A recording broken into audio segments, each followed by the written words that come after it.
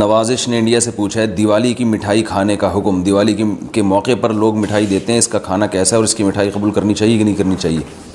اس پر پوری امت کا اجماع ہے کہ جو بھی غیر مسلموں کے مذہبی تہوار ہیں، مذہبی رسومات ہیں، ان میں کسی قسم کی شرکت جائز نہیں ہے۔ قرآن مجید نے غیر مسلموں کی دو اقسام بیان کی ہیں، لا ينهاكم الله عن الذين لم يقاتلوكم في الدين ولم يخرجوكم من دياركم ان تبروهم، کہ وہ غیر مسلم جو تمہاری دشمن نہیں ہیں، جنہوں نے تمہیں گھروں سے نہیں نکالا، تم پر ظلم زیادتی نہیں کی، تو اللہ تعالیٰ تمہیں منع نہیں کرتا کہ ان سے اچھا سلوک کرو، بلکہ اللہ تمہیں حکم دیتا ہے کہ ان کے ساتھ اچھا سلوک کرو، کیونکہ اللہ تعالیٰ انصاف کرنے والوں کو پسند کرتے ہیں۔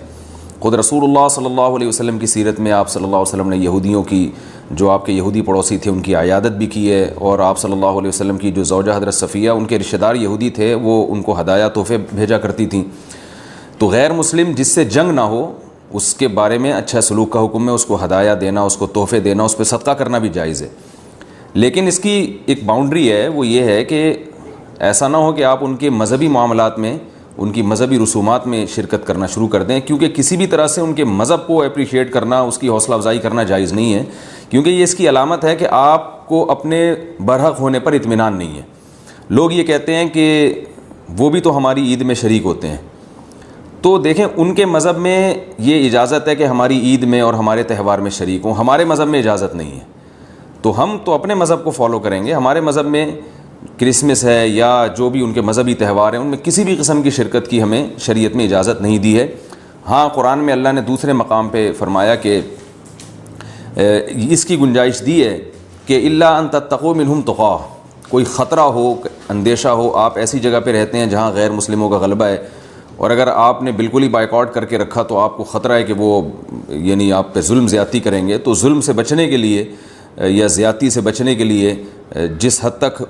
یعنی آپ ان کے ساتھ رہ سکتے ہیں یا گنجائش ہے اس میں، جس حد تک آپ ان کے ساتھ جو ہے وہ جوڑ پیدا کر سکتے ہیں تو کریں، لیکن بلا وجہ بڑھ چڑھ کے ان رسومات میں حصہ لینے کی شریعت میں بالکل اجازت نہیں ہے۔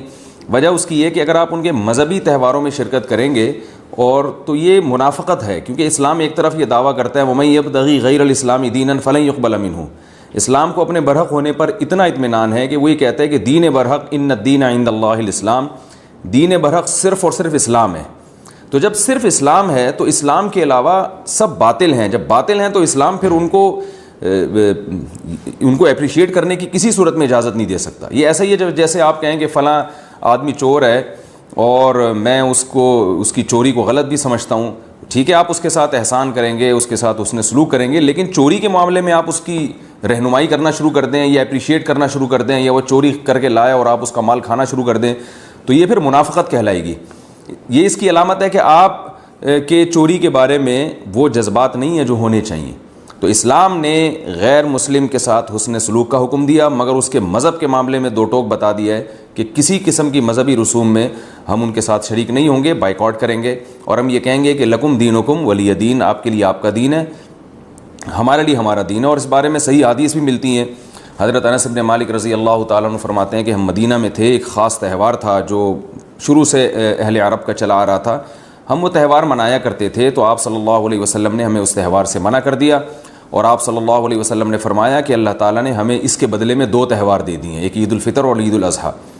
تو آپ نے یہ نہیں کہا کہ مسلمانوں کا تہوار عید الفطر اور عید الاضحیٰ ہے تو یہ بھی مناؤ، اور وہ پرانا جو آ رہا ہے چلو وہ بھی مناتے رہو، اس کو منع کر دیا، اور فرمایا کہ جب اللہ نے ہمیں بدلے میں اس سے اچھے تہوار دے دیے ہیں تو اب ہم ان تہواروں کو نہیں منائیں گے۔ تو تہوار کو منانا یہی ہوتا ہے کہ آپ ان کے ساتھ مٹھائی میں شریک ہو جائیں یا ان کے ساتھ رنگ رلیوں میں شریک ہو جائیں، کسی بھی طرح سے شرکت ہوگی تو وہ منانا ہی کہلائے گی، لہذا اس کی اجازت نہیں۔